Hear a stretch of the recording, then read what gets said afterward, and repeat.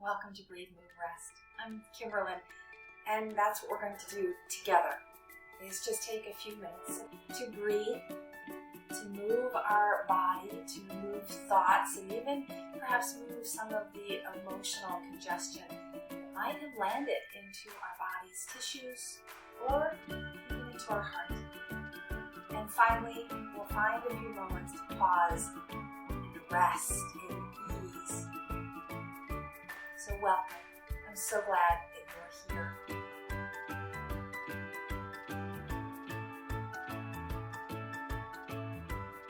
Find a comfortable sit, whether it's hero's pose that I have chosen, Virasana, or maybe you like a crisscross, a Sukhasana, or maybe you prefer to sit in a chair.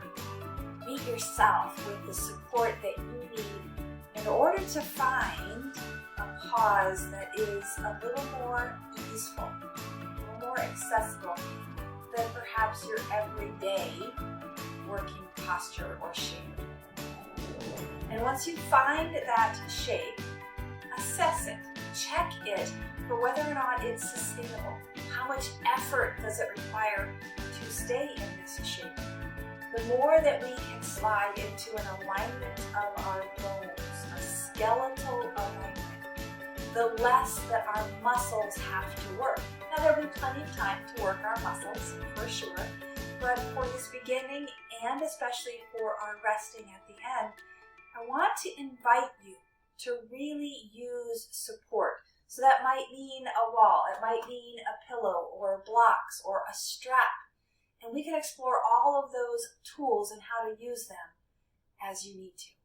So explore and play to find where you can support yourself in just a few moments of breath as the only requirement.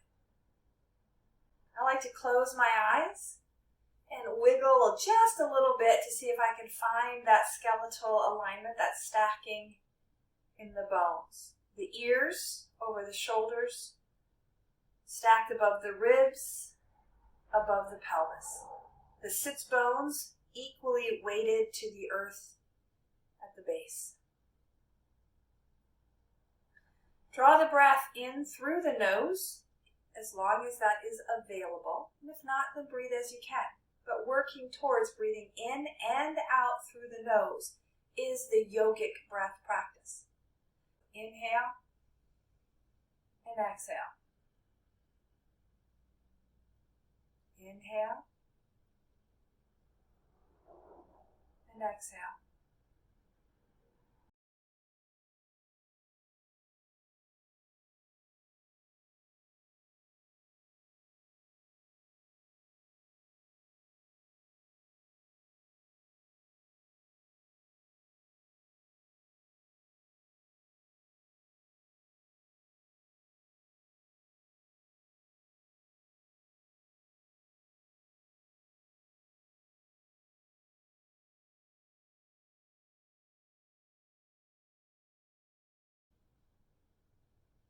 What else are you receiving with each inhale?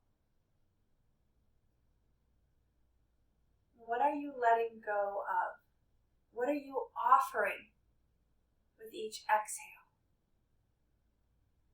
And in that sense, we do have two sides of this mental idea. The exhale is both a letting go and an offering. We let go of what we no longer need, and we offer that which will benefit someone else. The two could intertwine, but they don't always. In other words, we don't give away our garbage. We give away that which we no longer need that may serve someone else. So as you inhale and receive what you need, as you exhale and let go what is no longer needed, start to notice what is not needed for you, but might have life and vitality that serves another.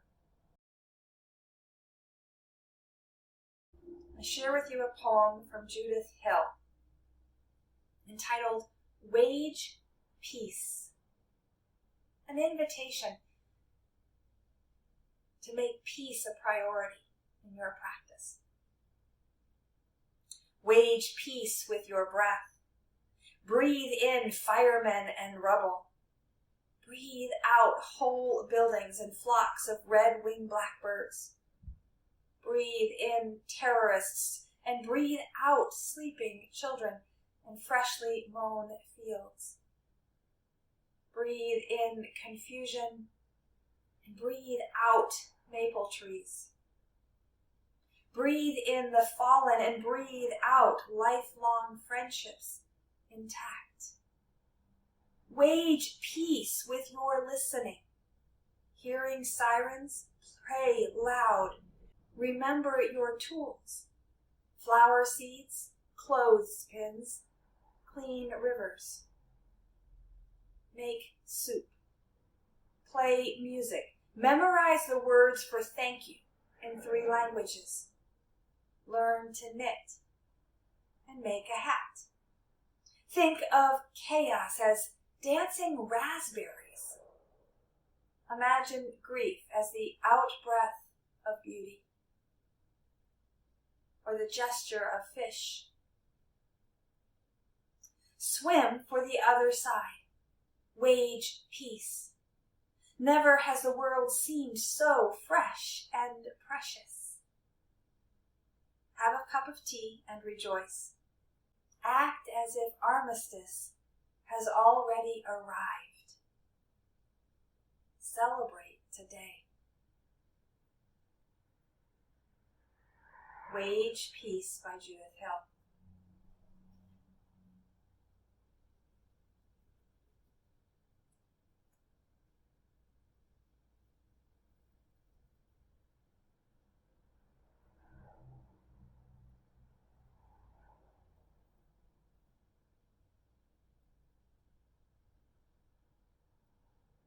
Cat and cow, tuck the chin, round the back, let the hands slide away from the center body.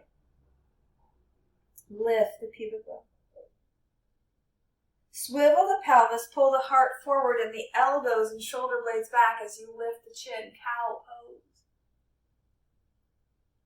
And back to cat. So as we undulate the spine, let the breath adapt to this movement.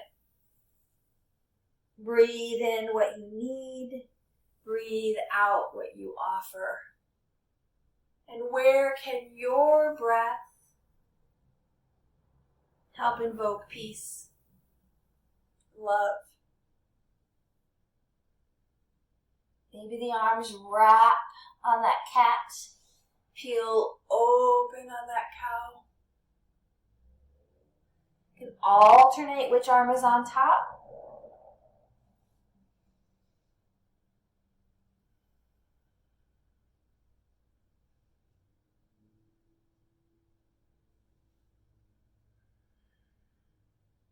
Take 3 more of these.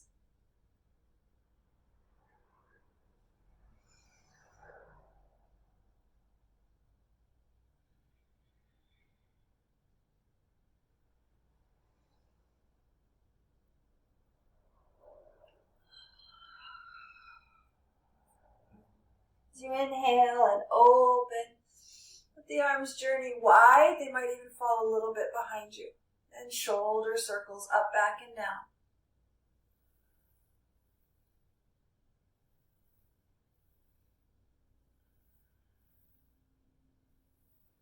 Good. Let the shoulder circles pause and just take a few shrugs. I don't know. I don't know what to do. I don't know how to effect peace. I don't know how to contribute. That's okay, right? You just show up and we breathe. And then through that process of being with our breath, clarity often comes. Come back to that circling roll. And then take that circling roll into the alternation of right side and left side. So the work begins when we show up. And the process from there to cultivate compassion, to know how to contribute in our own unique and authentic way, begins perhaps with curiosity. Can I even notice where there is a need in the world, where there is injustice, where my contribution might be an abundance that is overflowing in my world. Pausing into that side twist, take 3 or 4 breaths here.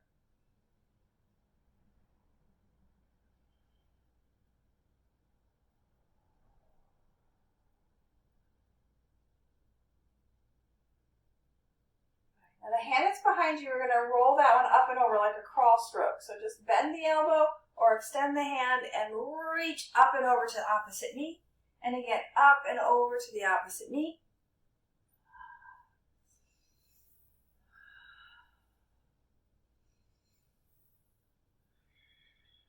From that curiosity, from that paying attention to the possibilities, we can get clear about what matters, about what we are aware of. And then it's a matter of getting creative. So let's take that to the second side. Take the shoulders back and forth. Getting creative does not have to mean that we are an artist. Stopping that rotation on the second side to pause once again. 3 or 4 breaths. Creativity is just putting together things that may not be readily obvious or haven't been put together before. In other words, it's building bridges. It's connection by way of our attention.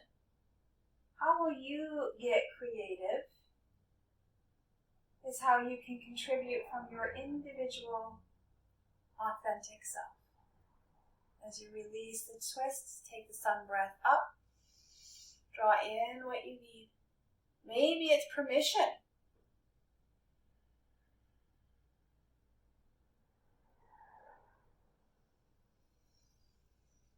Maybe it's even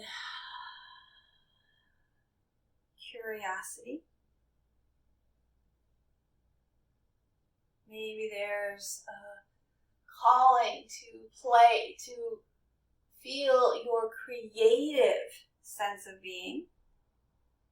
And from that foundation of curiosity and creativity, knowing that courage is all that stands in the way. As the hands come to heart, let the elbows rest and circle the wrists. So yes, curiosity, creativity, and courage can lead us to what I call inspired shift when built on a foundation of compassion. And this is where we can make a unique contribution, a gifting of our best selves, what we have to offer the world. That is essentially what the yogis teach as our dharma. Go ahead and bend the fingertips. I'm bending from the knuckles where they join the hand. And then open the palm and bend the wrist. You can back off on those fingertips or continue that same energy line all the way up the inside of the forearm, straightening the elbow as far as it wants to go. Good. Second side, same thing, start with the fingers. Bend through the heel of the hand.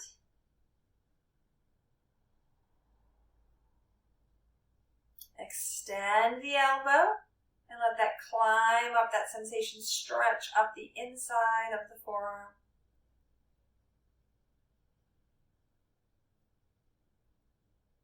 Good. And release. Go ahead and roll the wrists. And reverse that rolling. Good. Let the hands come down to settle. Circle the nose.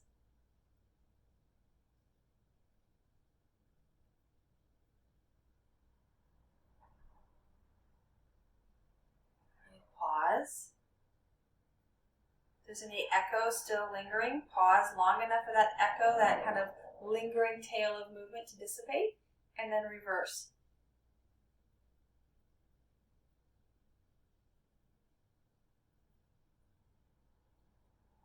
Good. Head come to steady once again. Draw the chin back so that the ears are in line or as close to in line with your shoulders as you can. And seesaw the ear. Let the ear fall and rise. Maybe it just simply drops to what's ever comfortable. And then you can add a reach. So don't lift the shoulder. That'll counter the stretch here. reach with the fingers and reach with the opposite ear and then back.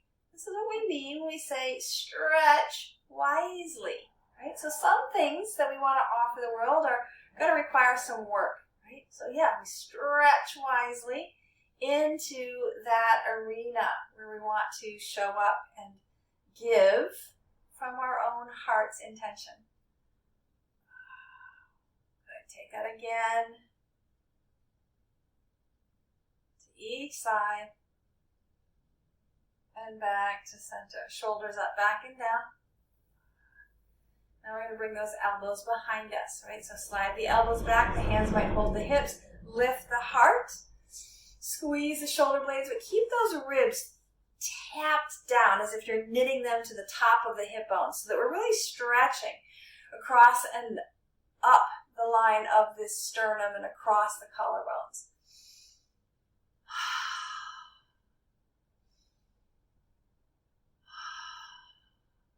Good, one more breath here. Nice. As a release, go ahead and give yourself a hug. And open. Opposite arm on top, give yourself a hug. And release. All right, untangle the legs and support yourself from the backside with your arms. Okay, so the legs are going to come on front, hands behind you. We're just going to sway the knees.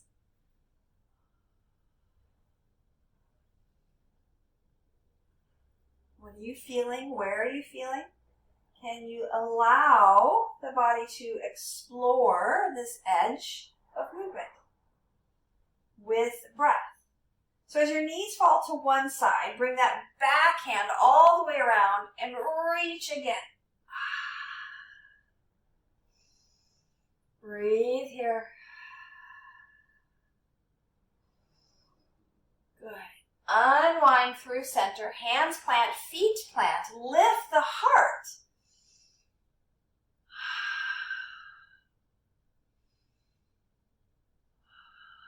Good.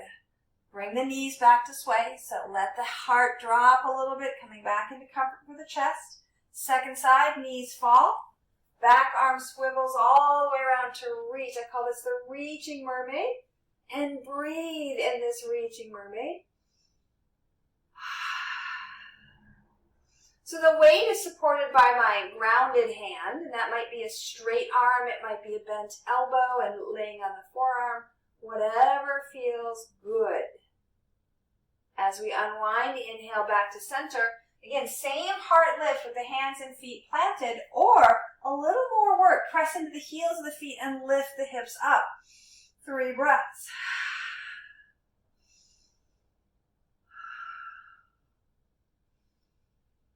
Good. As you lower the hips, once again, sway the knees. Let's take one leg long and bend the other leg to lay out. Now you might like a block or a pillow underneath this knee. The long foot, let's just flex and point.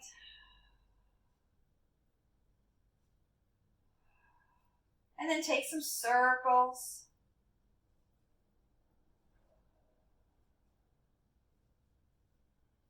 Back the other way. We're going to do a little reach, all right? So I'm going to pivot forward so you can see. We're going to take those hands, we're going to reach down the leg as far as you can reach, and then lift it up and bring it down. Good. Reach and lift and down.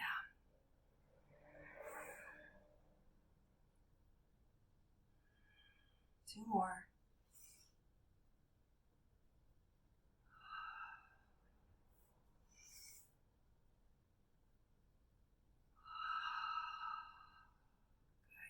Extend both legs. Give a little bouncy bounce to the knees. And switch, bringing the other leg in. And as for now, we're keeping the hips really square. Flex and point through the ankle, through the toes.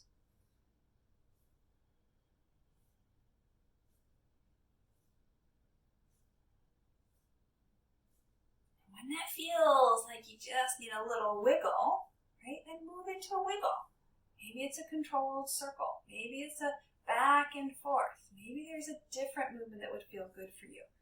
So this lubrication, when it's non-weight bearing, is so key to our happy connective tissue, right? To let it find its edge, its range of motion without having to be responsible for holding the weight of the world. In other words, your body's weight. Good. All right. Go ahead and let that foot come to stillness. And whether that's an active flexed or a soft ease, that's entirely up to what your body wants, what your mind is ready for, and you're going to take that down, lift it up, and open out. Take it down, lift it up, and back down. So as we repeat this patterning, notice what's shifting. Right? Maybe it's becoming more familiar. Last one. Maybe you just finally feel like you figured out how to do it. That's okay. That's why we practice, right? All right, we're going to come back to that knee sway. So again, stand the feet and rock the knees. Bringing a little more weight bearing into the buttocks, hips. We're going to circle one knee by lifting it up and over and around. And then roll through to the second side.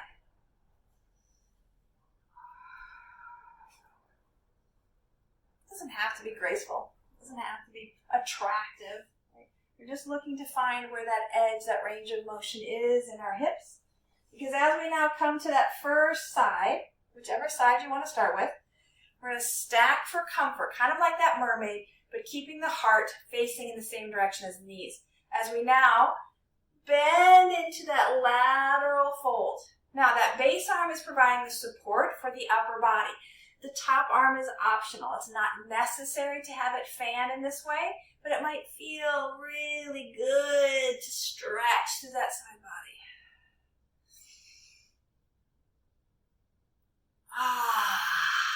Couple more. I don't have a real set number. So when does it feel like you've gotten the stretch that feels good for you here? I think one more for me today.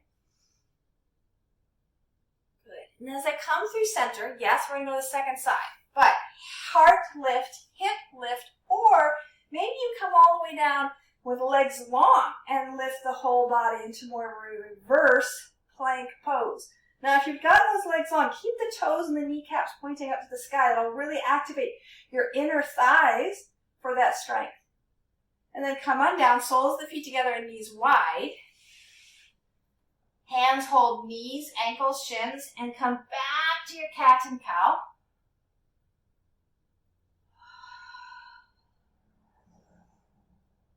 And now we're going to go to the second side for that lateral folding sway. So I'm going to pivot, but you just rotate to your second side. Okay. Feet for comfort, bend those knees, support from the bottom arm, and then add your bow. Oh.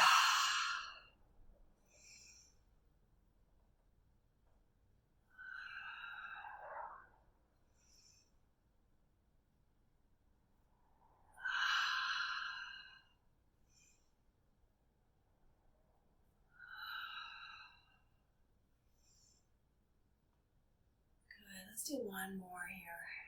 Please linger longer anywhere that you need as you come back to face forward. Again, another heart lift, reverse table, reverse plank, your choice.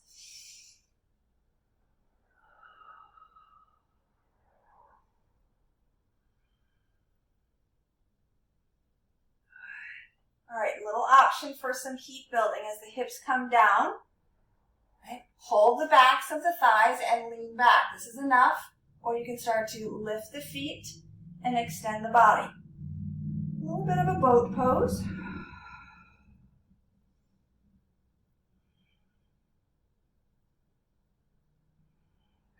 And bring it back. All right, now knees up. Find cat and cow.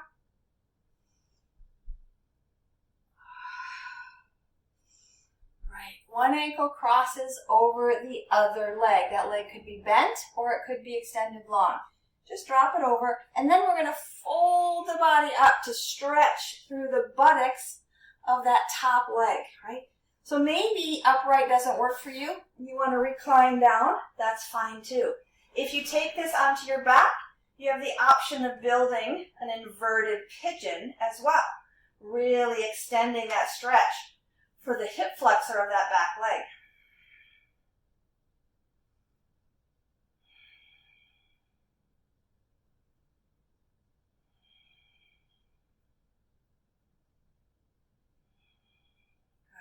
Whether you're up or on your back, just take a few breaths to rock the lower leg like it's a baby in your arms.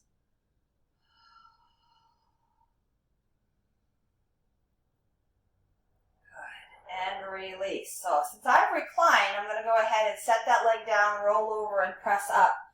We're going to extend the legs long, both legs long as they are happy, right? So they might need to be a little bit wide, but don't go into a big wide straddle.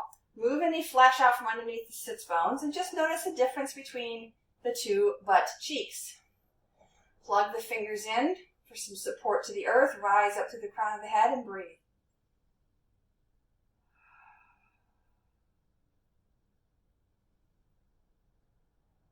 Notice if our movement has facilitated some more ease, peace in your tissues. Cross the other leg. Take that into your bow, your bend, or your recline with or without the extend.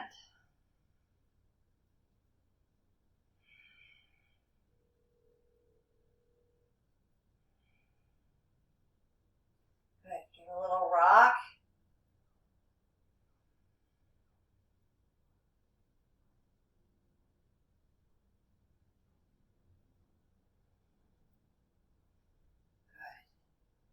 And then as you release, if you're up, come on down. If you're down, bring the knees in, bringing both knees in towards the belly. Breathe and let the knees push away. Exhale, draw the knees in. If you want to add a little more abdominal work here, you can hover, touch the toes, and then hover, lift the head and shoulders.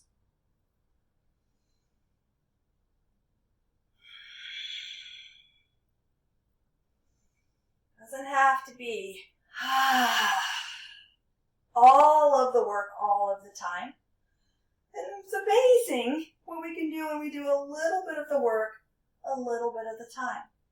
Go ahead and layer out. Let the feet perhaps widen, the knees rest together. Or you might even extend the legs out long, over a bolster or heavy to the floor. If there's a lot of space underneath your thighs, that would be a great indication that some support underneath that femur bone would be a kindness, a gift to your physical self. So notice, take a few breaths, adjust, and settle again.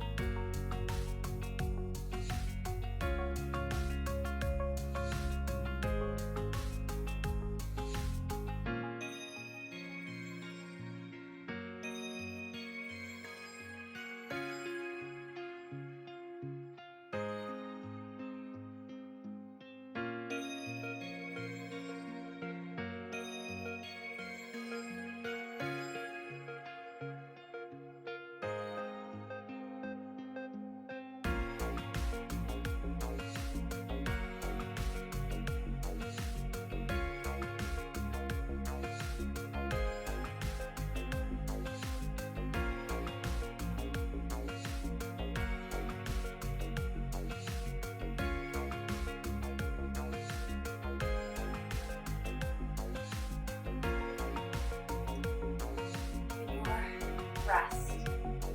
Your Savasana feels complete. Feel reset, restored, rejuvenated, and ready to begin again. Notice, wiggle the fingers and toes, maybe rock the head, shrug the shoulders, sigh out a vocal exhale. Roll over to one side. Feel this orientation in your body, this shift. Press down to that top arm and rise back to a comfortable seated shape. And just notice if alignment, if ease is more available now. In your mind, in your breath, or even in your physical body. Stacking ears, shoulders, ribs, and hips.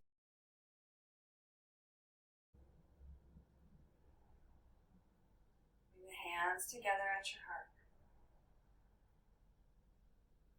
As we begin again this intentional, vibrant living practice of being human, receive this blessing. May you breathe deeply and move freely, labor lovingly, and live vibrantly. May you do kindness, may you do peace for yourself in service to others. May you be well. Namaste.